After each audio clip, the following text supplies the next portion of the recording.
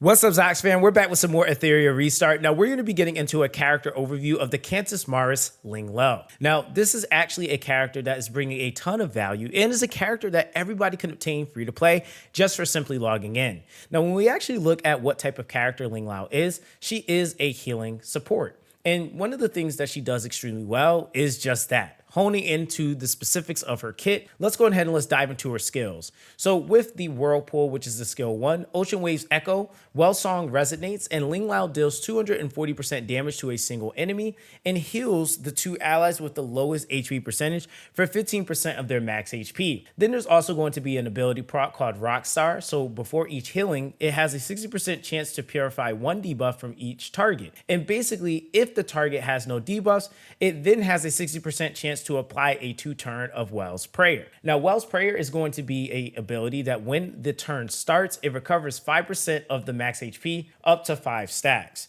Now, this is actually quite impactful because of 2 things. Not only are you receiving raw upfront healing, but you're also going to be able to purify a debuff, as well as what Well Prayer really is a form of heal over time.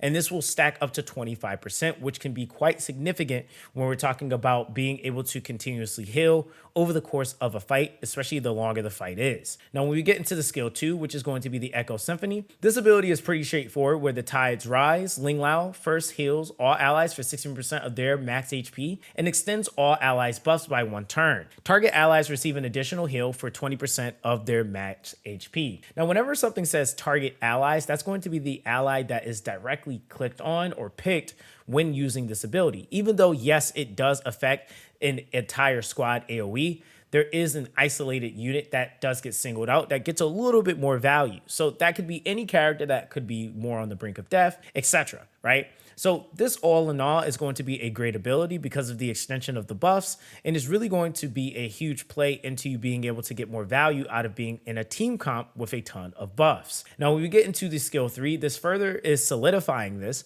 where basically music plays as Lingluo offers praises through song, applies a 1 turn of immunity on all allies, and then heals all allies 2 times for 14% of their max HP each time. For each buff the target has, the healing effect increases by an additional 20% up to 45%.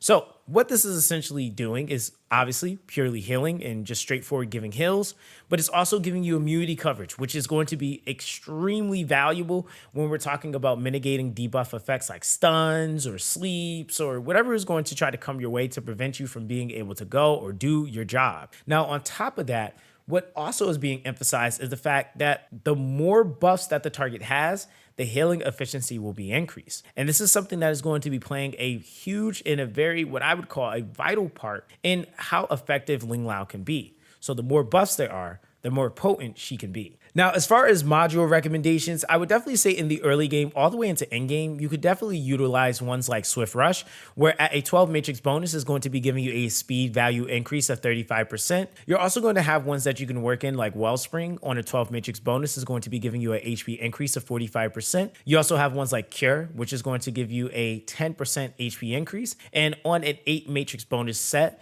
it will then also be increasing your healing efficiency by 20%. And then later on, when you're able to clear things like Cataclysm, which is super in-game, the Evol Guard is going to be pretty impactful, where it has a healing effect increase of 12% and effect res increase of 20%. Now, when we're looking at main stats and substats that you can focus on, I would definitely recommend in the early game, you could use ones like HP, for example, in HP.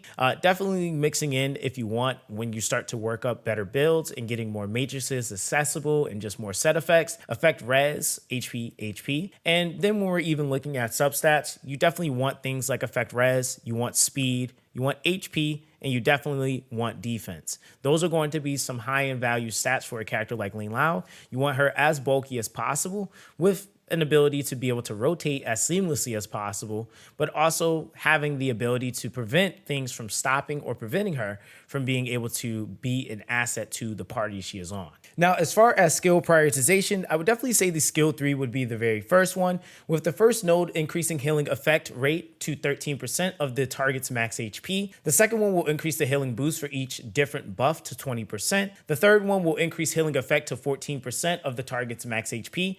And the final one will then further reduce the skill cooldown by 1 turn. Now, the second skill is actually going to be next up in the prioritization, where the first node is going to be increasing the healing effect for single ally units to 16%. The second node will increase the healing effect for all ally units to 12%. The third one will increase the healing effect for single ally units to 20%. And the last one will be increasing the healing effect for all ally units to 16%. And then finally, we have the first skill, which will in the first node increase damage multiplier to 240%. The second major node will increase healing effect to 15% of the target's max HP. The third one will increase the chance of purifying or applying Well's Prayer to 60%. And then you also will have in the final node, increasing the duration of Well's Prayer to 2 turns. Now, as far as shell recommendations, in the early game in Jox, you're definitely going to be able to take advantage of the Scorpion Queen, Unbridled Science, Teacher Owl, Star, Reason, Mermaid Princess, Diamond Heart, Shanghai Jing, Electro Squid, Gigabyte, Alicorn, Supernova. Now, of course, getting into our infamous pros and cons, I would definitely say some of the biggest pros with Lingluo is that she is a huge sustain unit.